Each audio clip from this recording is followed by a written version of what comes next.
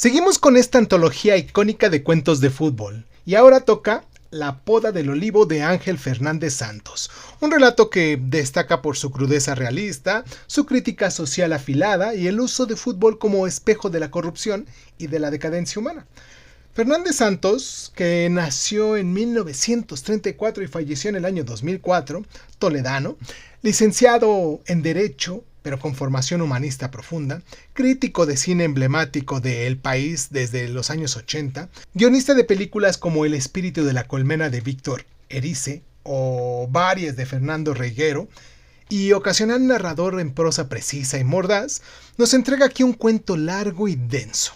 Uno de los más extensos de esta antología de las cuales hemos estado hablando porque tiene entre 25 y 30 páginas que transforma el deporte en un escenario de tramas turbias. Te lo voy a presentar con un toque de suspenso negro que hemos estado usando también para que el fan del mundial sienta el drama de estas partidas fuera de la cancha y el que no le importe nada del mundial ni de fútbol se enganche por la intriga y por la sátira. Simplemente por eso. Yo soy Irving Sun, esto es Crónica Lunares de Sun, esta es nuestra sección de cuentos de fútbol y hoy en ella vamos a leer en voz alta La poda del olivo de Ángel Fernández Santos. Se los voy a presentar a continuación y pues nada, vamos a escuchar nuestro intro y vamos al micrófono.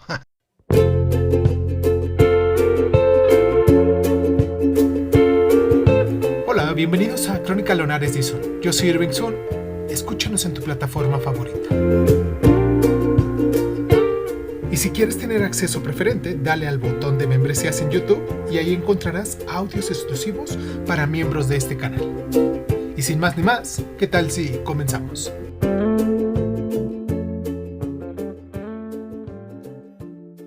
Cierra los ojos, cierra los ojos, cierra los ojos. Imagina un pueblo castellano olvidado con olivos centenarios que se podan con saña para que den más fruto o para que no estorben, y un equipo de fútbol local que lucha para no descender a categorías infernales. El protagonista es un tipo cualquiera, ya sea que puede ser un director o un hincha influyente, ya que el cuento lo envuelve con esa ambigüedad. Un hombre de pueblo con contactos, deudas y un olivar que necesita una poda urgente. El fútbol aquí no es una pasión pura. Es un negocio sucio, hay favores, sobornos y apuestas clandestinas. El equipo está en el alambre, un partido clave contra un rival superior, y para salvarlo hay que arreglarlo. Alguien ofrece una pasta gorda para no perder, o por ganar con goles comprados, y el olivo metafórico se poda.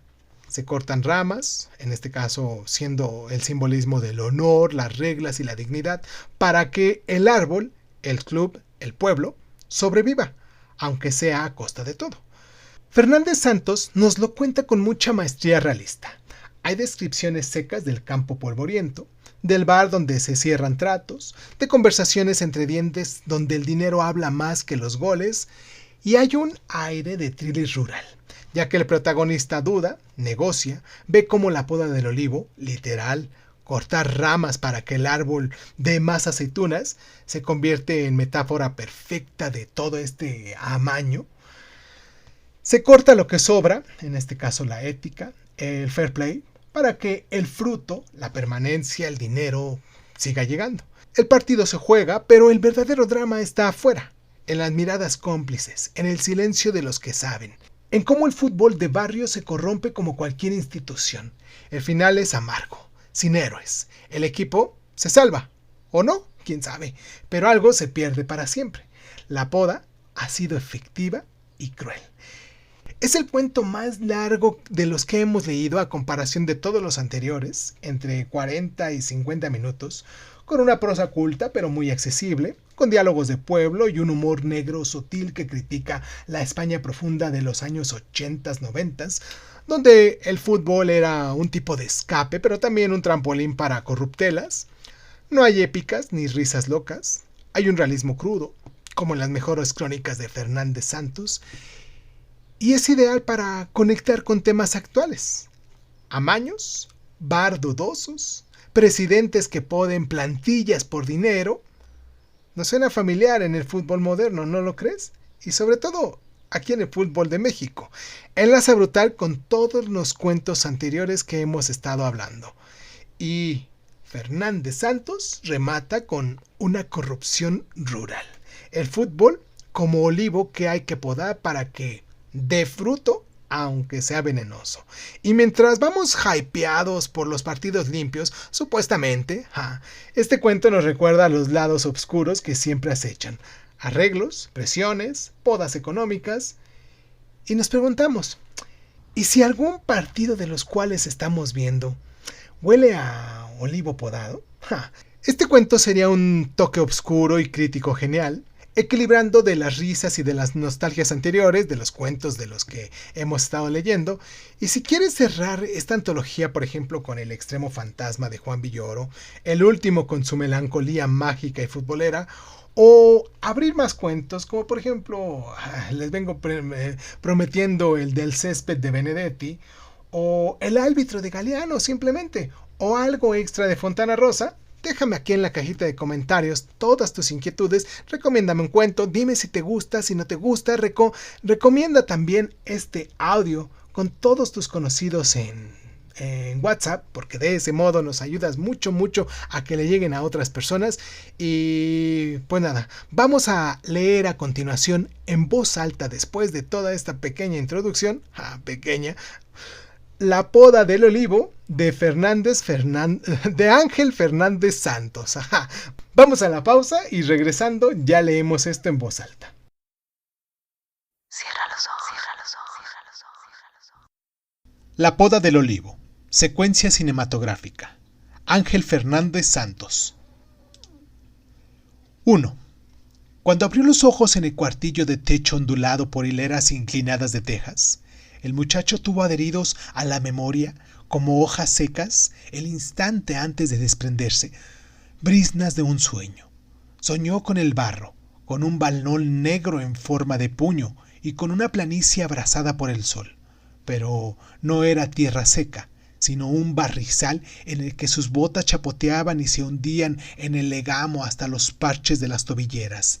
Le despertó el dolor de la cicatriz de la rodilla derecha, y estaba todavía inmóvil, sin abrir del todo los ojos, cuando las hilachas de lo que soñó le parecieron vestigios de un suceso imaginario que empujaba hacia afuera y quería ocurrir. Se irguió sobre la cama. Tenía la boca impregnada de pasta amarga de saliva. «Deshidratación», murmuró. El agujero que su cuerpo hizo en la colchoneta de virutas desprendía un hedor a grasas rancias procedentes de viejos sudores acumulados en la tela del costal, que ahora se elevaban en la evaporación del suyo. Le escocía la lengua, y sus labios arqueaban hacia abajo las comisuras y trazaban una arcada de acidez. Le retorcía el estómago que sus sueños fueran siempre incompletos las mañanas de los días que jugaba un partido. El aire era entonces más espeso, respiraba como si los pulmones se negaran a dilatarse, y las horas pasaban tan lentas como tardos eran sus movimientos, e intensa la quietud que anidaba en ellos y le encarcelaba en la celda de cristal que alejaban las cosas esparcidas a su alrededor. Era estrecho y sofocante aquel horno que ahora veía por primera vez a la luz del día.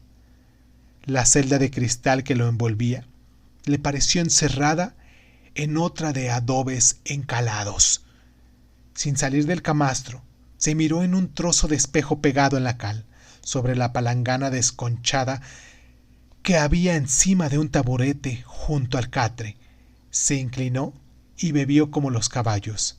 Secó la barriaga con el antebrazo y rascó, mirando de reojo el espejillo, el sudor cejo que endurecía las púas de su barba. No se afeitaba las vísperas de un partido, y su mirada se envolvía ausente y amenazadora a medida que era cercada por la lija azulada de las mejillas y la greña negra que se derrumbaba en su frente hasta las cejas. A los 20 años le ocurrían cosas de viejo. Los malos despertares se acercaban cada vez más entre sí. Tenía que despegar de los párpados las costras de lagañas que dejaban las resacas de sueños perturbadores y las punzadas y las durezas de las plantas de los pies se hacían más hondas a medida que avanzaban el día y no se aplacaban hasta que bajo las botas oía el suave desgarro de la hierba o la áspera rascadura de los tacos en la tierra apasionada. Comenzaba el partido y volvía a ser el muchacho que todavía era. Su padre le dijo al llevarle ahí: «Mañana no te juegas un partido, te juegas la vida. Así que ya que estás aquí, echa un polvo, porque puede ser el último». Pero invitarle a malgastar fuerzas era recordarle que jugar era el único ámbito en el que cabían certezas y que fuera del fútbol las cosas eran irreales, sobre todo las mujeres, porque podían ser pensadas y así calmaban con menos desgaste la hinchazón de testículos, maldición que podría ocurrirle si jugaba sin haber descargado las ingles de semen retenido. Ahora miró por el vernáculo del cuarto la llanura de barbechos calcinados por junio. Junto a la casa humeaba la línea negra de la carretera y era mediodía porque una cigarra atraía desde la acacia el calor del alquitrán. «Luego lloverá», deseó en voz alta, al ver el nublarrón que emergía en el otro lado de la raya de Portugal. Y dijo sin voz: «El barro ayuda a no perder». Le urgió otra vez la sed y de un trago vació el resto de la palangana. Seguía oyendo por dentro la voz ronca de su padre y recordó que aquel cuarto donde le ordenó esconderse era la troje del prostíbulo de la vieja pista del ganado de Olivenza y que la única puta que había abajo, sentada en la puerta de la casilla de camineros, convertida en tugurio, era la portuguesa rubia que se tumbó desnuda encima de él cuando empezaba a dormirse. Le echó a empeñones y luego, mientras oía maldecir a la mujer, se masturbó para dormirse antes y prevenir una erección si al día siguiente el partido derivaba en bronca. Quiso sonreír, pero no supo hacerlo. La última amarra del sueño se había roto. Su cabeza se vaciaba y las corvas le pedían estirarse. Había dormido vestido, dentro de unos gastados pantalones vaqueros y una camisa blanca ahora empapada. Saltó de la cama, sacó una navaja flaca del bolsillo y agarró su macuto de cuero negro. Fuera, la cigarra se exaltaba. «Anoche había olivos ahí detrás», dijo sin voz. Al salir del cuarto, su mirada topó con una fotografía de tamaño postal clavada por dentro en la puerta. En ella la mujer portuguesa era una muchacha campesina de pelo ondulado. Era muy joven y sentada en el regazo y abrazada por la espalda a un niño, rubio como ella, de no más de 4 años y rasgos idénticos a los suyos. El niño, con ojos confitados, le sonreía y el muchacho logró esta vez devolver la sonrisa. 2. El hombre del chandal negro descubrió a tientas el rectángulo rojo por tiras entrecruzadas de madera. Era ancho, de baja estatura, con músculos sarmentosos y rasgos malhumorados, tallados bajo el techo blanco cortado a cepillo. Tenía fijeza de culebra en los ojos que parecía no tener párpados. Se acercó a la celosía y ensombreció la voz. «¡Hey tú, 13! ¿Estás ahí?» Una bombilla se encendió dentro del confesionario y derramó sombras bajo las prominencias del rostro del hombre gordo y calvo que había dentro. Chocaba el aspecto descuidado del llegado con el atildamiento del que le esperaba. La tira roja y blanca de los curas confesores le caía sobre las solapas desde el alzacuello. «Sí, aquí estoy, Zapata. Arrodíllate y di Ave María Purísima». «¿Para qué yo tengo que decir esa mariconada?» «Tú dilo y calla». El llegado se arrodilló y miró hacia atrás para cerciorarse que nadie le veía en esa postura. «Ave María Purísima, sin pecado concebida. Ahora estamos bajo secreto de confesión. El recelo hizo oblicua la mirada del hombre de chandal negro. El sacerdote de reojo y por encima de las grafillas apaisadas devolvió la alerta. El rescoldo encendido de un antiguo pique atravesó la celosía que le separaba. Bajo secreto de confesión, lo estarás tú, hijo de puta. Yo diré lo que me salga de los cojones, donde me salga de los cojones y cuando me salga de los cojones. Te repites, cacique. Y tú entras en falta, 13. El fútbol es un pañuelo y todos los lapos se sabe quién los escupe. Eres el mismo cafre que eras. Por cafre te echaron de primera división. Y por cafre estás en el estercolio del fútbol. Estamos, 13. No te quites, roña, que tienes más que yo. ¿Para qué me has citado aquí? Esto es un lugar sagrado. El mejor para que dos colegas charlen discretamente de negocios. Dime qué negocios es estar arrodillado ante un marica. Por los clavos de Cristo, cacique. No puedes decir dos palabras sin dar un pantillazo. Y tú sin trompicar por la espalda. Di lo que sea y adiós. Lo diré si dejas de rebuznar. No es mucho pedirle a un asno en la casa de Dios. Si metes a Dios en planilla, me cago en él. Blasfema. Pero hazlo quedo. Ego te absorbo. Gracias.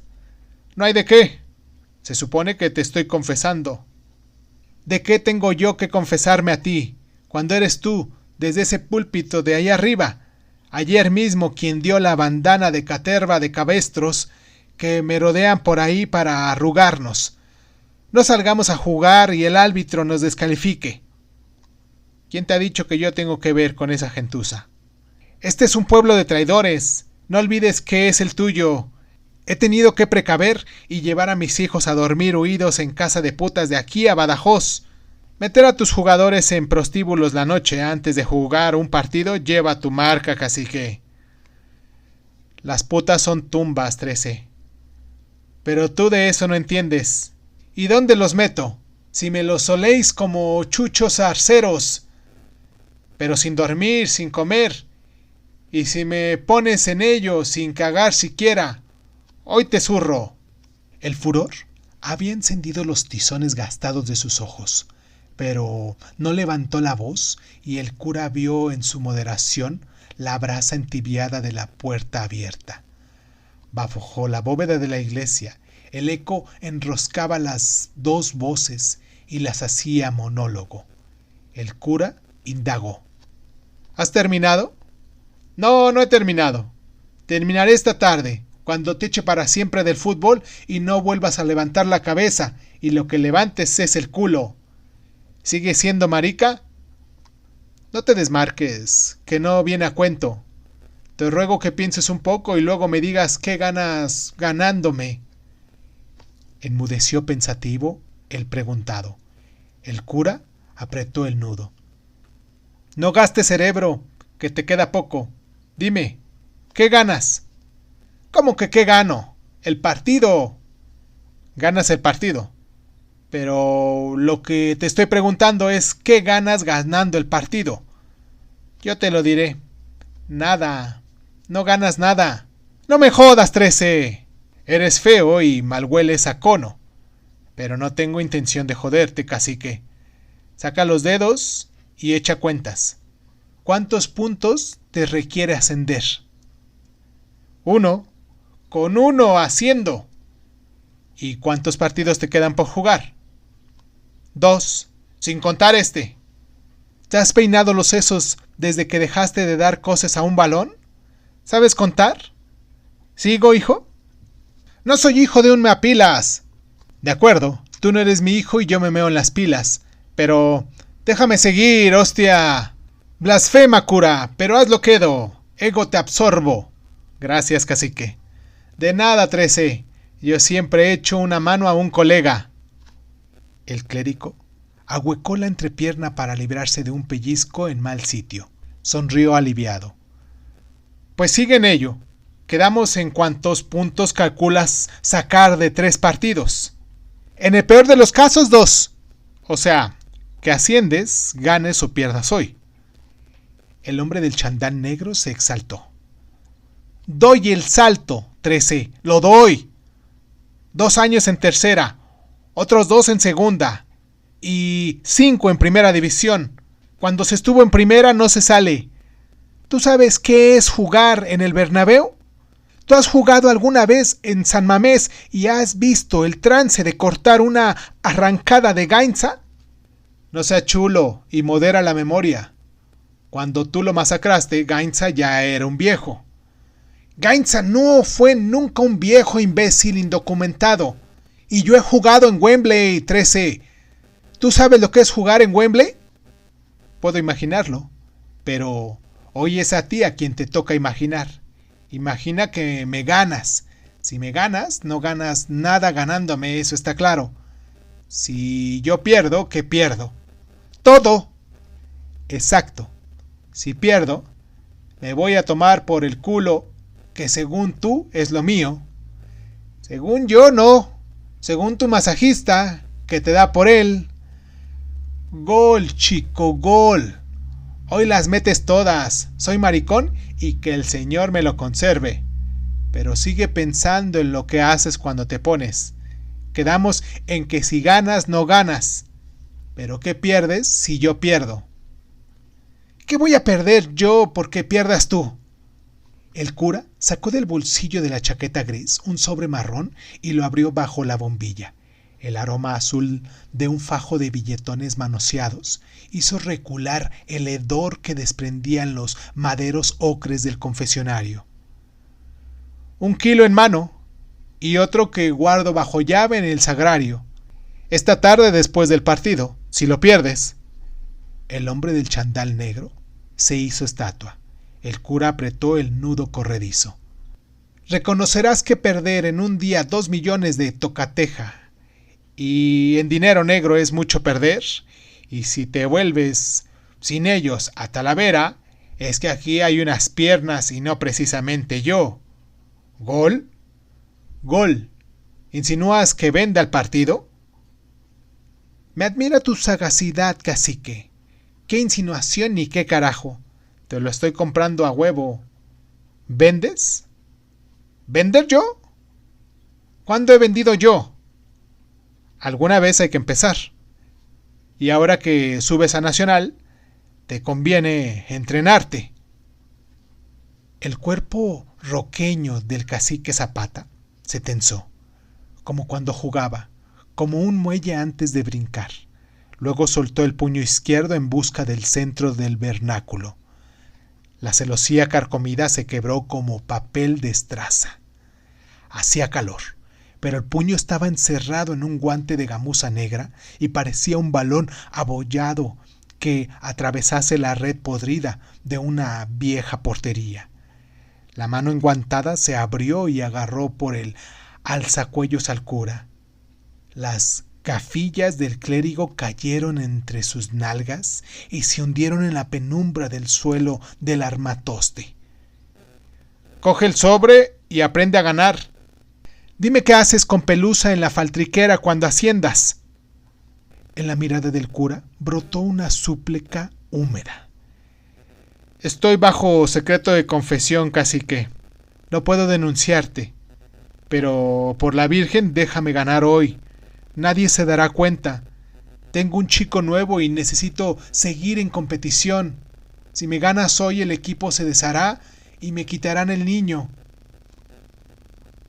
¿Ese chaval portugués del que tanto se habla? Sí, ese. He oído decir que es un fenómeno. Es un arcángel, pero tú no sabes de eso. Algo entiendo, no creas. Conozco a la madre de ese chico, si es que nos referimos al mismo. Una puta portuguesa, amiga mía. El rostro hogaza del sacerdote se ensanchó, apretó los dientes y le indignó la voz. Esa cerda ya no es su madre.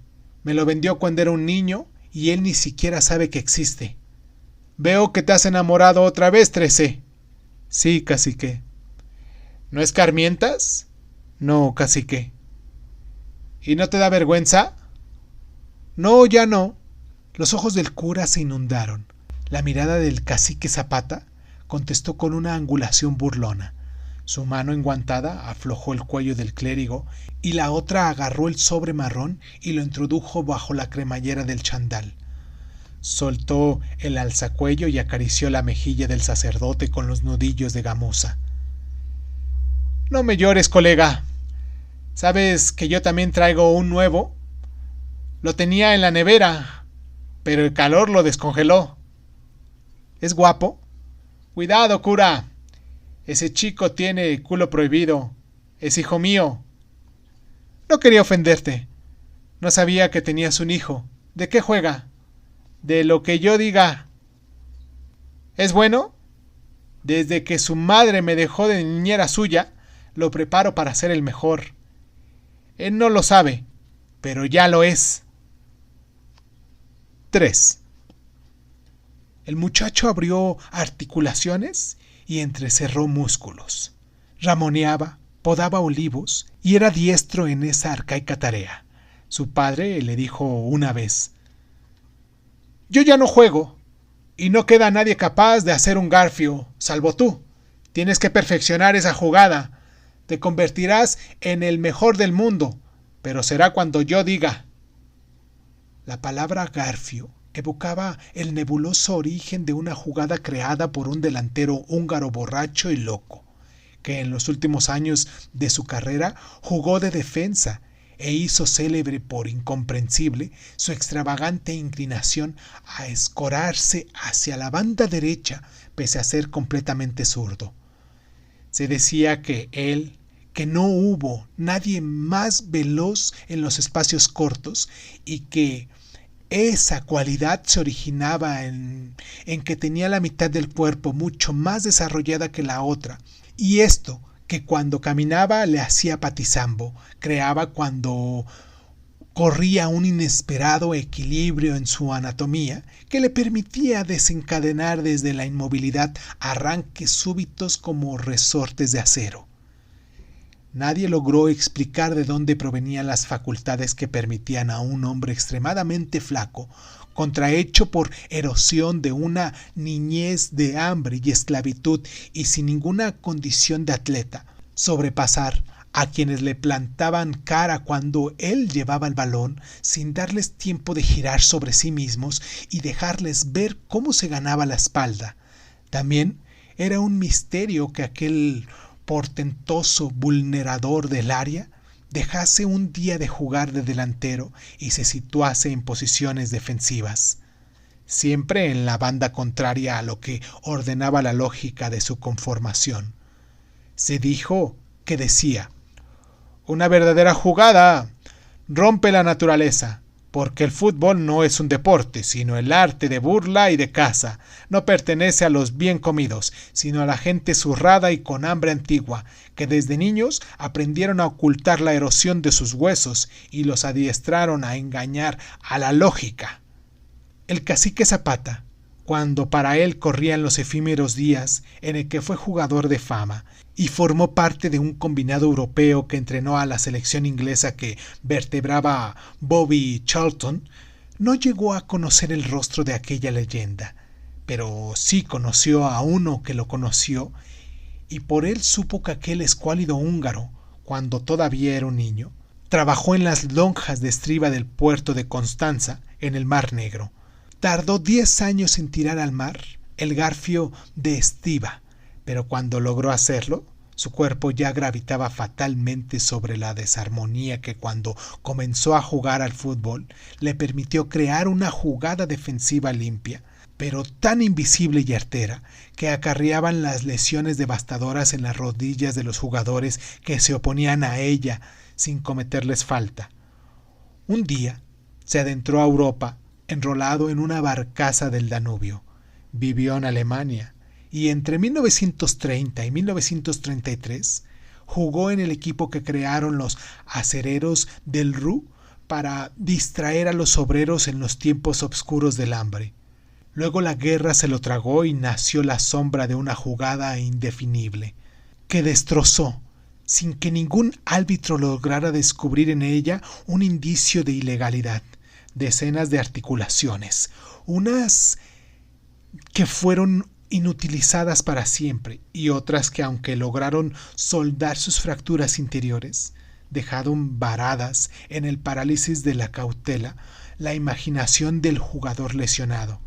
Se le decía que dijo: las verdaderas lesiones no tienen remedio, porque lo que lesionan no es el hueso, sino la libertad, y lo que rompen no es la corva, sino un cable del cerebro. Contados futbolistas conocían esa infame jugada, y quienes sabían algo de ella lo ocultó en un rincón inmemorable de las leyes de su oficio. Cuando el muchacho era niño, no entendía el empeño de su padre en torturarle, obligándole a ramonear olivos hasta la extenuación. Salían de madrugada de Talavera en busca de colinas, entre Alveche y Sotocochinos. Se perdían sedientos y hambrientos en los olivares de Sanchón, y de ahí el cacique ordenaba a su hijo pelar todos los ramones que brotaban de todos los troncos. El niño era zurdo, y no entendió hasta que fue muchacho por qué forzaba su naturaleza en aquellas extenuantes podas con su mano blanda, que era la derecha. Debía talar cada ramón de arriba abajo, con la hoz de la faca apoyada en las vísperas verrugas del olivo, posición que contradecía la mitad derecha de su cuerpo y que engendró a lo largo de los años entramados duros como piedras en el muslo, el hombro, el dorso y los riñones de ese lado. Una niña, años más tarde, una vez que el muchacho pescaba en una charca de las sirgas del Tajo, le hizo percatarse que su brazo derecho era una cuarta más largo que el izquierdo, y que lo contrario le ocurría a sus piernas, lo que convertía su andar en un garabato, que luego, cuando aceleraba el paso, experimentaba una repentina mutación e introducía en sus movimientos un balanceo elástico de inexplicable armonía. Ahora, junto a la pista de Olivenza, mientras ramoneaba los 7 olivos que había detrás de la antigua casilla de camilleros convertida en prostíbulo, el muchacho oyó a sus espaldas la suave voz del alma portuguesa del burdel. ¿Qué haces, criatura?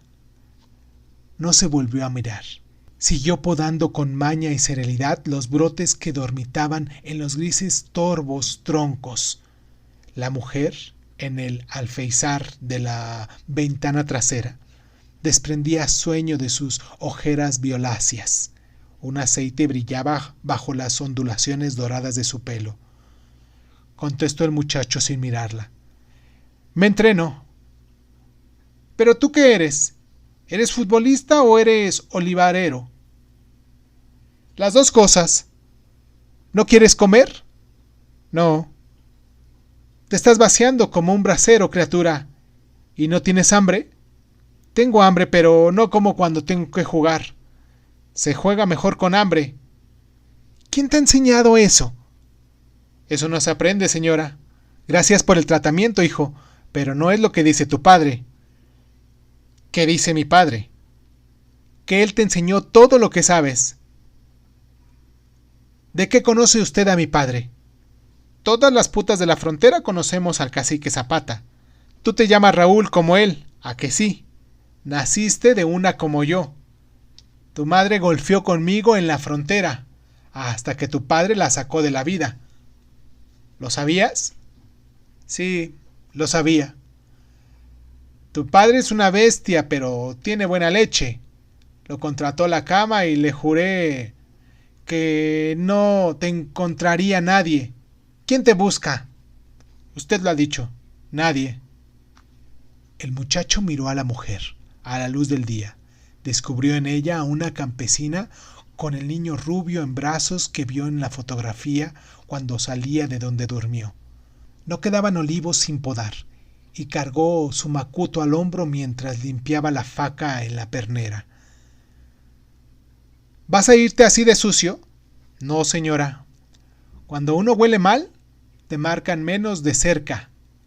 ¿Le debo algo? No. Yo soy quien te debo a ti. Dile a tu padre que no cobro los trabajos que no hago. La mujer le echó al aire una pequeña bola y el muchacho la recogió como si atrapara una mosca. ¿Qué trabajo no ha hecho? Zapata me pagó anoche 2 camas, una para que durmieras y otra para que yo te hiciera hombre. El muchacho abrió la mano que agarró la bola. Era, estrujado en una bolita malva, un billete de 5,000 pesetas. Volvió a hacer puño. La mujer alzó la voz mientras él se alejaba. Y pregúntale de mi parte que si lo que su hijo tiene entre las piernas es una morcilla española. ¿O es que tampoco jodes cuando tienes que jugar, olivalero de mierda? El muchacho siguió haciendo senda. Nuevamente quiso sonreír, pero esta vez tampoco supo hacerlo y dejó flotando entre la mujer y él un vacío que no llenó el gruñido con el que se despidió a espaldas a ella. En la estrecha carretera se fundía el betún. Lejos, en la raya de Portugal, la cúpula de la tormenta ganaba negrura. Aunque el macuto colgaba del hombro y la punta de un taco golpeaba la espalda, corrió sobre el alquitrán encendido hacia la carretera de Lisboa. Ahí su padre lo recogería. Miró de soslayo hacia atrás. La portuguesa ya no estaba.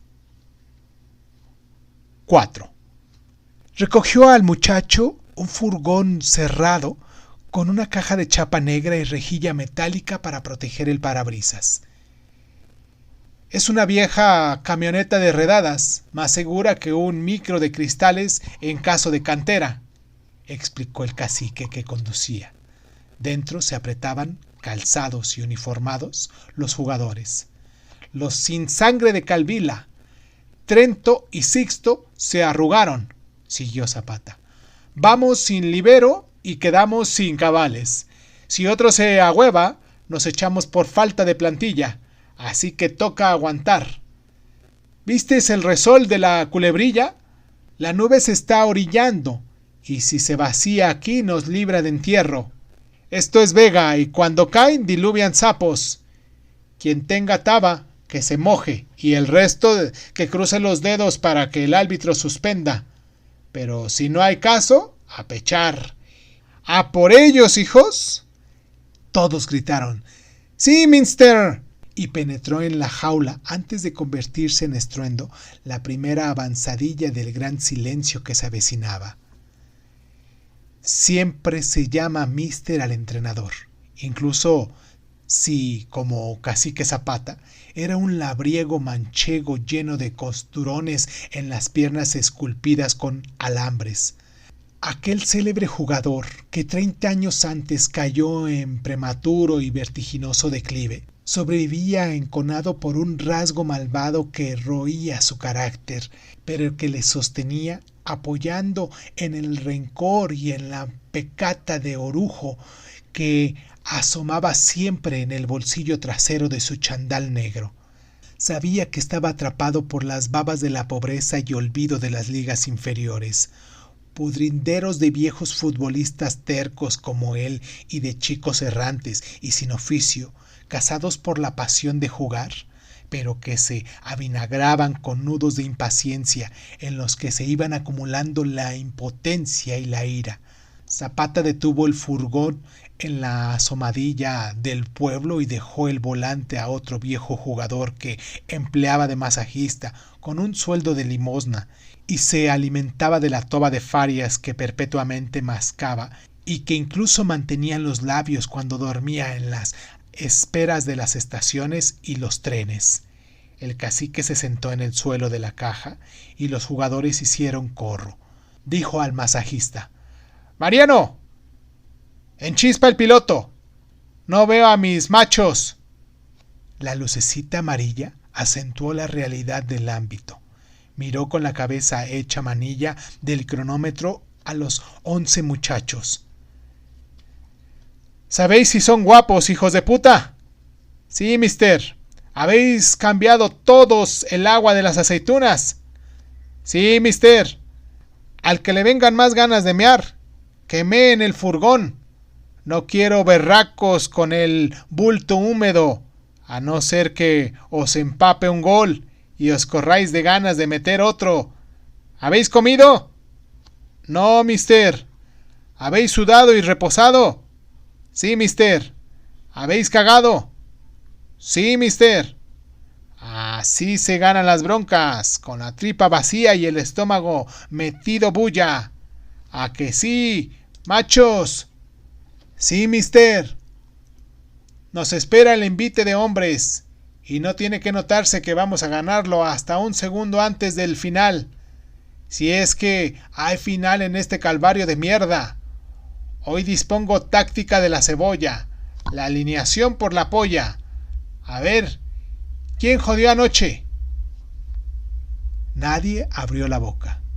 ¡Ninguno! Mariano. ¿He fichado futbolistas o sacristanes? Sacristanes, mister. Ya no hay futbolistas. De modo que 11 tíos armados como percherones duermen con putas y ninguno moja. ¿Se merecen ser delanteros, Mariano? No, mister. Entraban en las primeras calles cuando 11 hileras de dientes comenzaban a brillar detrás de 11 divertidas sonrisas. Un brusque golpe conmovió el interior de la caja negra. La enormidad de la abolladura, vista desde adentro, dio ideal de piedrón que se estrelló por fuera sobre la chapa. ¿Habréis oído? Es solo el primer tiento, así que emplearemos táctica de cabrones. Un portero y 1000 cojones. Jugaremos sin delanteros y con los tacos por delante. Todos defensas y que no quede espinilla sana. Y atentos aquí con el rabillo del ojo. ¿Por qué, mister? Porque no podéis oírme cuando os mande contragolpe. Antes de que un nuevo impacto hiciera una nueva prominencia en la caja del vehículo, Zapata sacó del bolsillo un puñado de bolitas de cera de Verdón, ablandada por la chicharrera, y las repartió de dos en dos sin interrumpir la perorata. Esto es táctica del pez gordo. Contra la bulla, el oído sordo. Meteos estos tapones en las orejas hasta que con las yemas de los dedos os rasquéis las anginas, y no os los quitéis hasta que acabe el partido y estemos de vuelta aquí para salir de naja. Averiguar lo que dice el árbitro por sus gestos, pero no oiréis el pito. Ánimo, hijos. Tenemos que ganar aunque nos crucifiquen. Os pongo al corriente de que han intentado comprarme a mí, al cacique Zapata, que sequé en Wembley a Bobby Charlton. No les basta el empate. Necesitan ganar y no lo harán, porque les cerraremos la bragueta con sangre. No me importa que no marquéis, pero si esos maricas meten gol, os capo. Se acordarán de mí esos mercaderes, peste del fútbol, ¿entendido? Sí, mister. 22 manos fundieron una medusa de dedos juramentados. Vamos, hijos, echad candado al acojone. Cuando el muchacho introdujo las bolas de panal casi diluidas en los oídos, el mundo cayó. El silencio anunciado en el sueño comenzó a ocurrir. Solo oía los latidos de su corazón y le enorgulleció la cadencia pausada, que no se alteró cuando decenas de abolladuras brotaron hacia adentro en la chapa y el furgón se abría paso en las calles, y los chichones de los impactos, iluminados por las culebrillas, arrugaban la hojalata como un pellejo picado por verrugas rojas de mala cazalla. El tiempo se aceleró y el muchacho se adentró en una estancia inexplorada de la emoción de jugar, cuando la puerta trasera del vehículo se abrió cegadora detrás de una portería y los tacos de sus botas arañaron la marga apisonada del campo. En las gradillas que los cercaban había una hilera horizontal de hostiles aspavientos modos, y el juego comenzó cuando el goterón dibujó el carácter de una viruela en la capa blanquecina, y en el rectángulo vallado se abrió un abanico de frenéticas correrías de 11 muchachos azules que hostigaban como tábanos las 11 motas blancas del equipo contrario, mientras arriba un ascua redonda se ensombrecía y malhumoraba. El tiempo huía como un viejo entre las piernas. El muchacho tardó en tocar el balón y cuando éste llegó a su zona de zaguero derecho, lo pisó y tuvo que levantar los tacos del cuero, como si el contacto le acalambrara. Lo alejó con un patadón sin destino. Era sueño jugar envuelto en sordera. No supo durante muchos minutos idear jugadas para sus compañeros. Quería jugar él solo y durar, únicamente durar, sin desentrañar los indescifrables apiñanamientos silenciosos. Los primeros minutos no fueron fútbol, sino el torbellino ritualizado de amargos, de engañes, empeñones y bravas que preludian una riña desolana entre dos manadas de patanes, hasta que, sin llamarlo, el hocico del fútbol asomó y comenzó a configurarse en la maraña de gestos mudos que poco a poco comenzaban a articular un lenguaje, y descifrarlo era para el muchacho vivir, por fin vivir, percibir que la dilatación hasta lo ilimitado de sus pulmones era otra vez posible. La ligereza no tenía fronteras y se encendía en su imaginación la libertad que segregaba hacer nacer un orden en aquel barullo. Sintió un zarpazo de uña en la mejilla, se llevó la mano en la zona escocida y ésta le devolvió la punta de los dedos ensangrentados. Un pedrisco de hierro le había abierto un surco en la piel y él comenzaba otra pedrea, organizada por un único espectador sin rostro, que se escondía detrás de las bóvedas negras de la tormenta y en soledad jugaba a otro juego cruel. Un nuevo goterón abrió otro crátercito en la arena y antes de secarse, como si el cielo se desmoronase como una techumbre sobre quienes la formaban, la hilera de muecas de la gradilla se desgranó bajo el repentino desplome del agua. Su alrededor quedó inundado en un instante.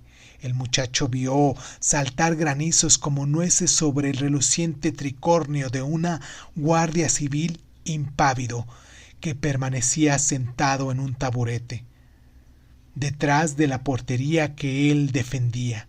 El nublarrón comenzó a vaciarse e hizo bajar con él una lengua de noche y de niebla que embarró en pocos minutos las vibrantes y enconadas oleadas de cuerpos. El muchacho sintió que un puntiagudo codo penetraba a traición en un rincón hueco de su costado y cayó como un pelele, sin huesos y emborrachado por el dolor. Cuando logró recuperar el resuello y pudo de nuevo orientarse, su ira multiplicó el fangal donde sus botas se sumergían en ondas de engrudo y era imposible distinguir qué jugador era de un equipo o de otro. Fue entonces cuando emergió de la mugre un jugador de espiga, endeble y quebradizo, que hasta entonces había pasado inadvertido. Llevaba el número 10 a la espalda y era un imberbe junco que inexplicablemente mantenía inmaculada la blancura de su uniforme, y esto le hacía insoportablemente visible, como una intromisión en los ritos de la violencia y en los códigos de la gravedad de las cosas de una sustancia que carecía de materia. Corría el niño blanco con asombrosa libertad, y la sábana de barrio abría senderos cercos a la alada ligereza de su carrera, que era escoltada por una campaña de viento que le guardaba de los empujones y de las salpicudarías y le hacían volar por encima de los charcos como un pájaro sin alas que apoyaba sus ondulaciones no en el turbulento suelo movedizo, sino sobre una capa de aire sólido, quieto e inexplorado que cubrían los pasillos que abrían sus carretas y libraba a las puntas de sus botas de osar en el barro. El aparecido, sin dejarse rozar, atravesaba las demarcaciones defensivas como si tuviera huecos los cuerpos de los jugadores que las vigilaban, cubiertos por una capa de barro que únicamente les respetaban el blanco de los ojos. Salía siempre intacto de sus temerarias incursiones que quebraba dentro de apelotonamientos que parecían infranqueables y se zafaba de ellos abriendo una franja tan estrecha de espacio libre que sólo cabía en ella la delgadez de su zigzagueo, sus indescifrables fugas, sus mágicos desplazamientos oblicuos en busca de angulaciones imposibles que su mágico juego iba creando a medida que avanzaba con el balón acariciado por los suaves tentáculos invisibles que tenía entre los pies. Nunca antes el muchacho había visto jugar de forma tan asombrosamente fácil y hermosa. Era un fútbol que él soñaba crear. Buscó asustado la mirada de su padre. El cacique, de pie junto a la banda, no le miraba a él. Seguía con ojos incrédulos las formas imprevisibles con que el niño intacto y alargado transgredía los mandados de la naturaleza y convertía en belleza aquel ajedrez turbio y agreste. Paralizado por la visión, tardó el cacique en reaccionar, a dar el brusco giro del cuello que su hijo esperaba de él. El viejo le miró con ojos sin párpados y dejó caer la mano enguantada junto a la cadera. Y ahí, curvo, en signo crispado y cómplice, los dedos negros en garra de navaja de faca. «No, mister, eso no», gritó el muchacho. «Es un niño». Pero no se oyó a sí mismo, ni su voz existía en el sueño. Entonces se encontró por segunda y penúltima vez en su vida ante el arcángel blanco. Algo familiar dedujo de su presencia cuando comenzó a estudiarla para detenerle para siempre su carrera. El niño flanqueó su marcaje y unos minutos después, como un lobo erizado en un acecho, el muchacho comenzó a perseguir en paralelo 5 metros a su derecha uno de sus aplazamientos. Le vio lograr, sin alterar su carrera, un milagroso doble desvío instantáneo del balón entre pie y luego detenerse y crear una senda por donde adentraba en el área el castigo. El muchacho tensó el resorte que aguardaba en sus muelles traseros derechos y saltó, derramada la espalda en el fango, para atrapar el balón con el empeine de la pierna larga, mientras un encogimiento imperceptible de la izquierda rozaba por dentro la pantorrilla del niño y le obligó a apoyar con la energía el pie al mismo tiempo que su cuerpo giraba y la rodilla se convertía en eje y conjunción de 2 impulsos contrarios que chocaron entre sí e hicieron estallar el entramado de huesos, cintas de ternilla y depósitos de lubricantes que escondía la prominencia de la rótula. No oyó el alarido del jugador abatido. La traición se produjo en el área pequeña, cerca de la portería, y el deslizante suelo impidió al muchacho calcular el itinerario que siguió al derrumbe.